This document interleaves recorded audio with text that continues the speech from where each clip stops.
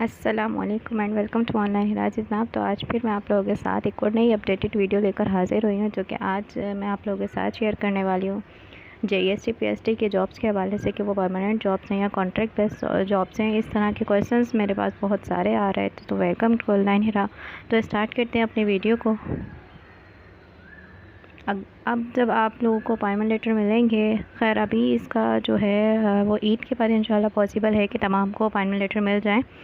तो जैसे ही आप लोगों को अपॉइंटमेंट लेटर मिलेंगे तो उसके बाद आप लोगों ने क्या करना है। मेरे पास बहुत से ऐसे क्वेश्चंस आ रहे थे कि हमें ये भी बता दें कि अपॉइंटमेंट लेटर मिलने के बाद हम कितने दिन के अंदर अंदर जॉब्स को ज्वाइन कर सकते हैं।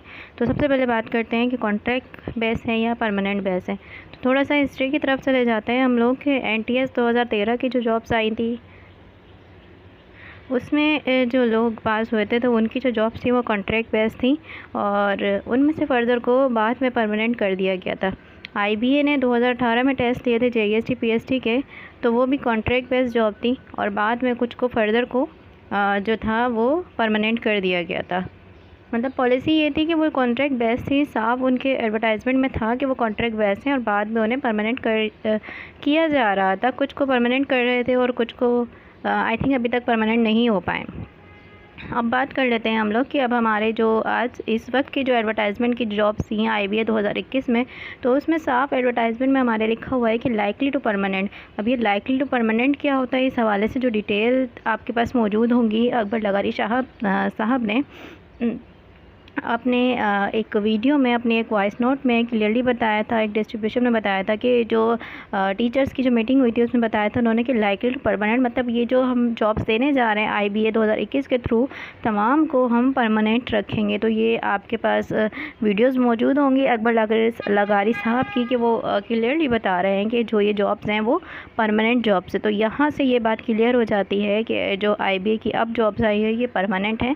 अब यहाँ पर बहुत सारे जो कैंडिडेट्स हैं वो ये पूछ रहे होते हैं कि ये प्रोबेशन पीरियड क्यों लिखा हुआ है, और ये 2 साल और 3 साल का क्या, फिर ये क्या क्राइटेरिया है जो हमारे ऑफर लेटर्स में लिखा हुआ आ रहा है।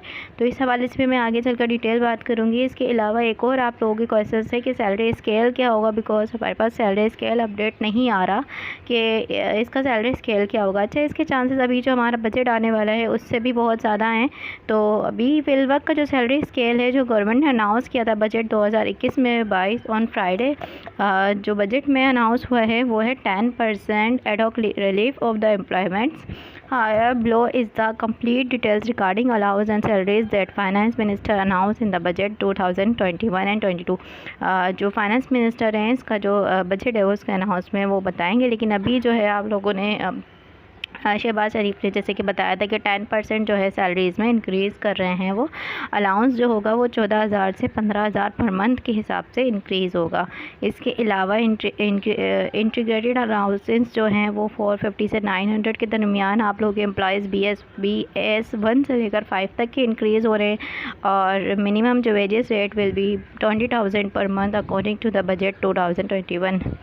जी जनाब, तो ये जो है इंक्रीज़ की जो परमिशन है 1 जुलाई 2021 से इसकी जो परमिशन है वो दी जाएगी, और देन फर्दर इसके ऊपर बात होगी। तो ये सैलरीज बजट के हवाले से 2021 और 2022 का जो बजट है ये बहुत इंपॉर्टेंट है आप लोगों के लिए। लेकिन इस वक्त हम बात कर लेते हैं कि इस वक्त जो BPS 14 के हवाले से जो स्केल है, सैलरी स्केल, वो क्या है। तो जैसा कि पहली जो क्यूरी थी वो आप लोगों की ये थी कि ये परमानेंट जॉब है या कॉन्ट्रैक्ट बेस्ड जॉब है। तो इससे पहले जो जॉब्स थी वो परमानेंट नहीं थी, उनको फर्दर बाद में कॉन्ट्रैक्ट बेस किया गया था। लेकिन ये जो है ये लाइकली टू परमानेंट है, मतलब ये कि परमानेंट के करीब तरीन है, परमानेंट ही है ये। तो अभी आप लोग को हम किसी भी अदारे में जब जॉब करते हैं तो वो परमानेंट बेस नहीं होती हैं। तो ये आपके सामने कुछ पे स्केल इंफ्रास्ट्रक्चर नज़र आ रहा होगा कि किस हिसाब से क्या कौन से पेज आपके सैलरी में अलाउंसेस लगते हैं। बेसिक पे होता है, कन्वेंस अलाउंस लगता है, मेडिकल अलाउंस लगता है, हाउस रेंट अलाउंस लगता है, कंप्यूटर अलाउंस लगता है, पर्सनल अलाउंस लगता है, integrated allowance, washing, dress allowance, ये तमाम चीज़ें। टीचिंग अलाउंस लगता है टीचर्स के लिए, क्वालिफिकेशन अलाउंस लगता है MPhil MHD PhD के लिए, और इसके अलावा एडॉक रिलीव अलाउंस लगता है granted at this time to Sindh and KPK। ये जो एडॉक अलाउंस है ये सिर्फ सिंध और KPK में गवर्नमेंट एम्प्लॉयज़ के लिए लग रहा है।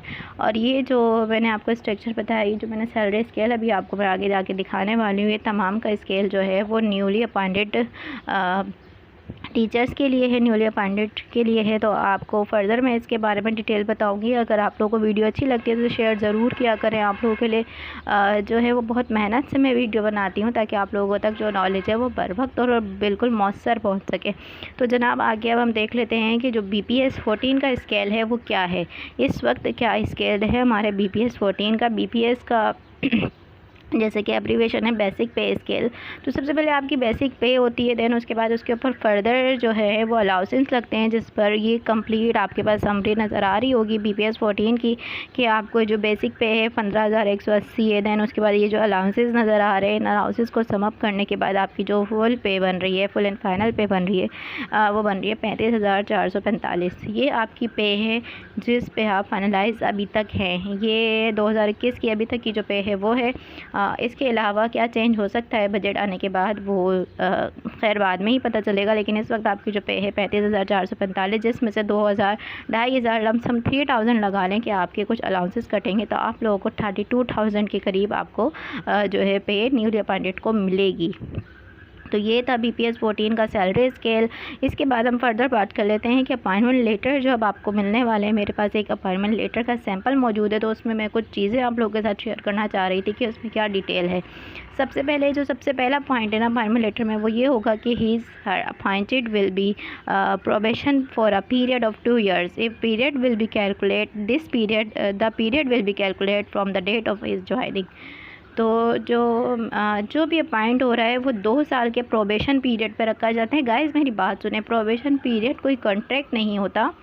प्रोबेशन पीरियड जो होता है आपका वो होता है कि आपको जज किया जाता है, आपका वे ऑफ टीचिंग जज किया जाता है, आपका बिहेवियर जज किया जाता है। बेसिकली आपको जज किया जा रहा होता है कि आपको जो पोस्ट दी जा रही है आप उसके काबिल हैं या नहीं हैं।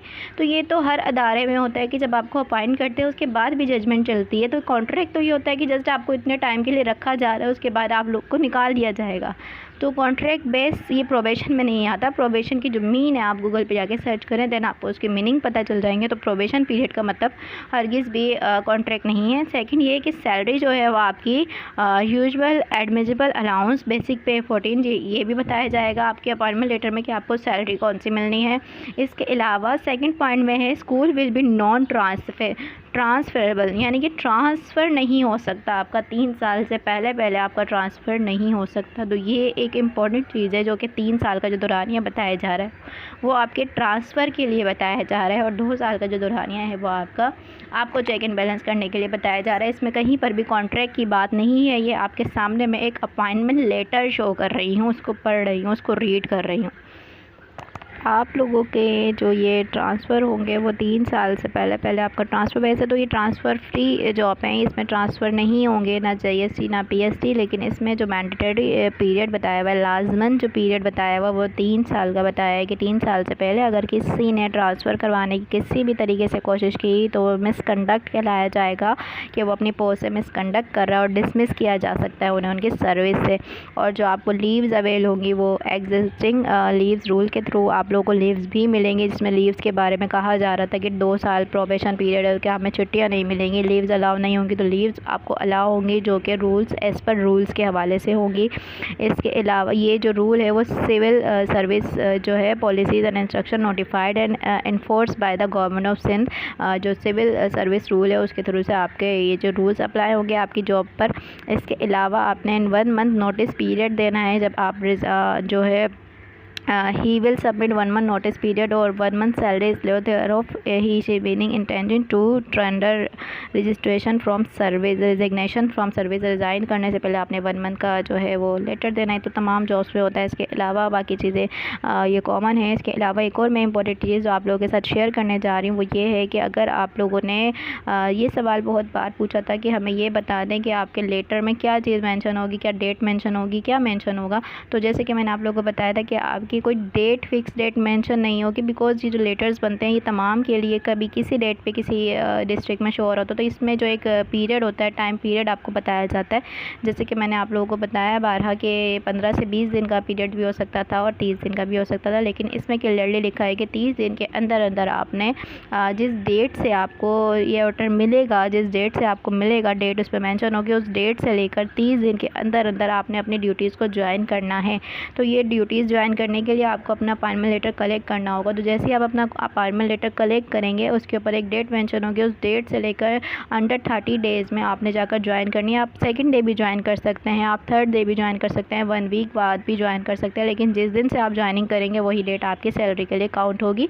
लेकिन आपने जो ज्वाइनिंग करनी है वो 30 दिन के अंदर अंदर करनी है जैसे आपको अपॉइंटमेंट लेटर मिलेगा। तो यहाँ पर मैंने आप लोगों के साथ 4 चीज़ें शेयर की हैं। पहली चीज़ आपको प्रोबेशन पीरियड के बारे में बताया, सेकंड मैंने आपको सैलरी के हवाले से डिटेल दी, इसके अलावा आपको बताया कि जो 3 साल की बात हो रही है वो ट्रांसफ़र के लिए बात हो रही है। इसके अलावा मैंने आप लोगों को ये भी बताया कि जो आपने ज्वाइनिंग देनी है वो आपने 30 दिन के अंदर अंदर ज्वाइनिंग देनी है।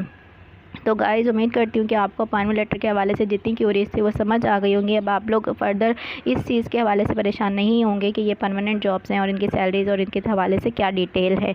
अगर आपको वीडियो अच्छी लगी है तो इसे सब्सक्राइब ज़रूर कर दिया करें। Thanks for watching, subscribe online Hira for more updated details video. इंशाल्लाह मैं आने वाले वक्तों में मज़ीद जो है वो वीडियोज़ बनाने वाली हूँ। इस वक्त जो है मेरा टॉपिक है JST PST के हवाले से, जो फर्दर मेरे टॉपिक्स होंगे वो इंशाल्लाह मैथ्स और बाकी जो टॉपिक्स होते हैं गवर्नमेंट ऑफ सिंध के, सिंटेक्स बुक बोर्ड के, उनके हवाले से मैं वीडियोस बनाती हूँ। तो फर्दर जो मेरी अब वीडियोस आने वाली हैं वो मैं उस पर वर्क कर रही हूँ और इंशाल्लाह मेरी वीडियोस में अब वो भी आप लोग देखेंगे। अल्लाह हाफ़िज़, थैंक्स फॉर वॉचिंग।